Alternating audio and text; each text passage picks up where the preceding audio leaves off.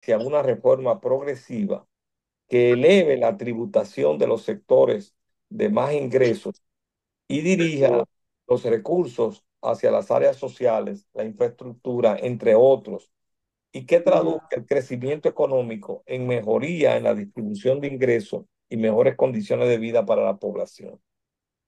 Fíjense, cuando nosotros decíamos al principio que no estaba en discusión que hubiera una reforma fiscal, sino que el punto central era la discusión era qué reforma. ¿Y por qué decimos que no estaba en discusión o no está en discusión la necesidad de una reforma fiscal? Porque en el país el nivel de tributación es uno de los más bajos de América Latina. En un 14, se calcula en un 14% y del PIB. Y el promedio en América Latina anda muy por encima del 21% del PIB. Y en muchos casos llega al 28% del PIB. ¿Por qué es que es tan necesario esto? No solamente es necesario porque con esos ingresos que nosotros decimos deben ser por impuestos o por tributos de carácter progresivo, es decir, que paguen más los que tienen más ganancias. No solamente debe tener ese carácter progresivo, no solamente deben hacerse esa reforma para lograr para lograr los recursos, para satisfacer una serie de necesidades en materia de salud, en materia de seguridad, en materia de educación, en materia de carreteras, de infraestructura, de agua potable, acueducto, protección del medio ambiente, seguridad ciudadana, etcétera. Sino también es necesario porque en la medida en que hay un aumento de los ingresos del Estado, va a disminuir el déficit fiscal. Y al disminuir el déficit fiscal, también eso va a disminuir el monto del endeudamiento que anualmente asume el Estado.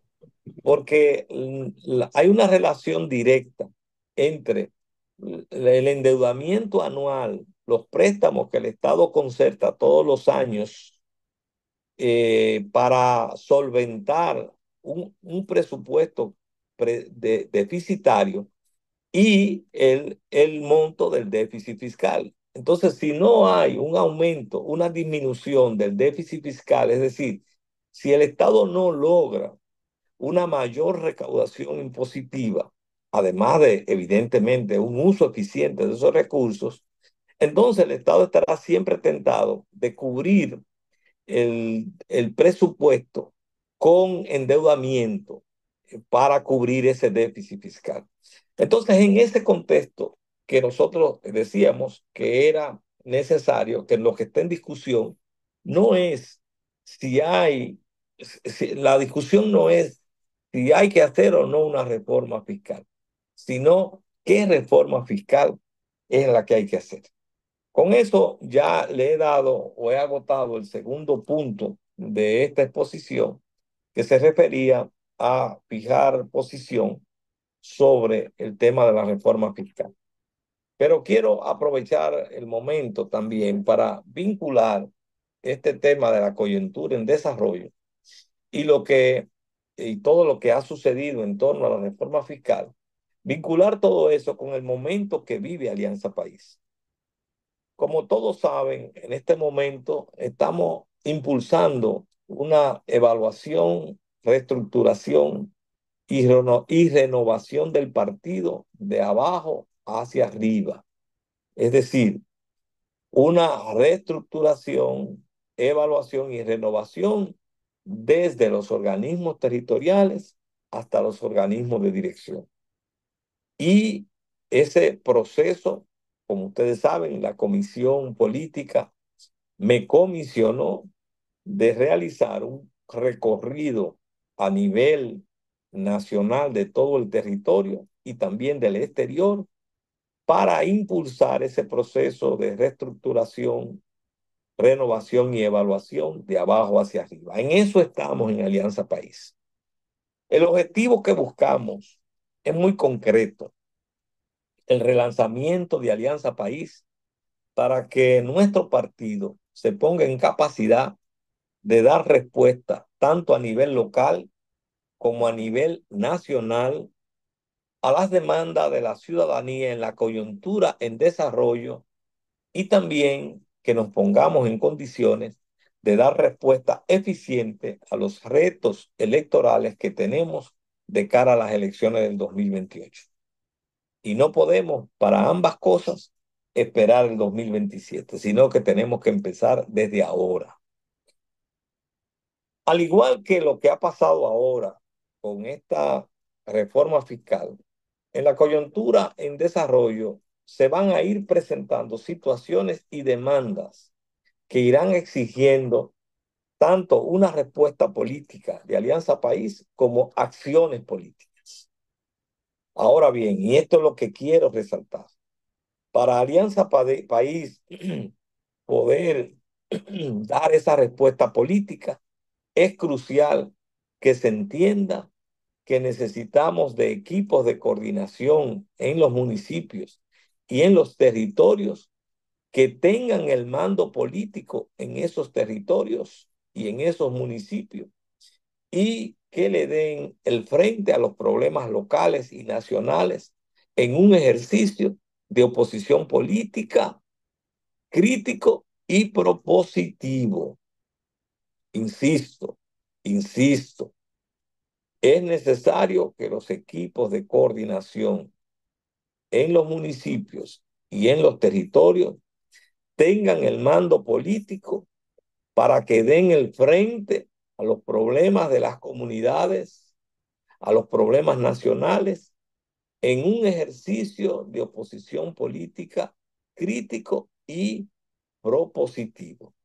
Esto que acaba de pasar con la reforma fiscal va a pasar con decenas de temas más. Nuestra respuesta depende mucho de que tengamos equipos de coordinación en esas condiciones que estoy señalando. Los equipos de coordinación que necesitamos en Alianza País no pueden estar integrados por miembros llenos de pesimismo, que perdieron la perspectiva política o que se le marchitó el espíritu de lucha y quedaron derrotados por el adversario, aún ellos no se hayan dado cuenta, o por dilectantes que le cuesta salir de su zona de confort y creen que su labor política se limita a opinar por las redes. No, nosotros necesitamos hombres y mujeres que se reinventen en el ejercicio político, que recreen la política, que no paren de hacer actividades, que involucren a otros, que trabajen políticamente a la gente, que se enraicen, de raíz, que se enraicen en los territorios y en los sectores sociales. Los equipos de coordinación que necesitamos en Alianza País tienen que contar con integrantes que asuman las distintas responsabilidades políticas del organismo y la cumplan. No podemos tener equipos con gente que son titulares de responsabilidades, pero nada más nominales. Es decir, que desde sus organismos, esos compañeros y compañeras ejerzan la vocería política en su localidad, en su municipio, que asuman las tareas de comunicación, que asuman las tareas de finanzas, las tareas electorales, las tareas de formación.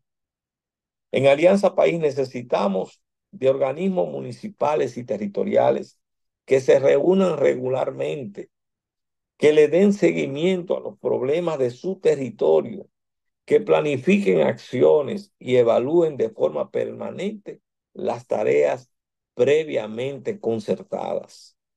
En Alianza País necesitamos de organismos que se rijan por un plan de trabajo trimestral, por lo menos, para enraizarse en los territorios, que establezca ese plan metas de crecimiento, que ese plan incluya actividades diversas durante ese periodo, que incluya la formación permanente y también que desde ya comiencen los procesos de construcción de candidaturas y que eso esté también incluido en el plan de trabajo de esos equipos. Es para tener equipos municipales y órganos de dirección con esa categoría que estamos impulsando y recorriendo el país para hacer la evaluación, reestructuración y renovación de abajo hacia arriba.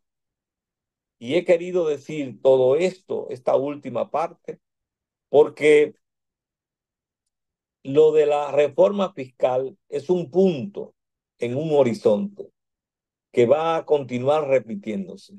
Pero si no somos capaces de dar ese salto, de relanzarnos como partido, y ese relanzamiento depende mucho de que reestructuremos y renovemos y nos demos planes de trabajo concretos de crecimiento, es eso lo que nos pondrá en condiciones de poder ir cada vez de manera creciente, dándoles respuesta a las demandas que nos plantee la coyuntura y al mismo tiempo de ir conectándonos con la gente, convirtiéndonos cada vez más en un partido movimiento, un partido con estructura organizativa, pero al mismo tiempo inserto en sus comunidades, en sus territorios y asumiendo y acompañando a la gente en sus luchas y en sus demandas.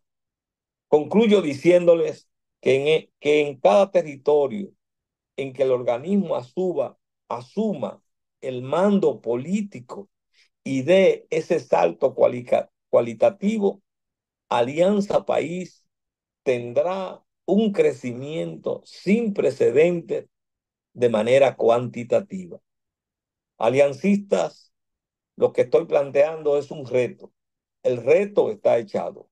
Lo que tenemos que asegurar ahora es que nada nos detenga y que nadie nos desvíe en la ruta que hemos trazado para alcanzar nuestros objetivos políticos.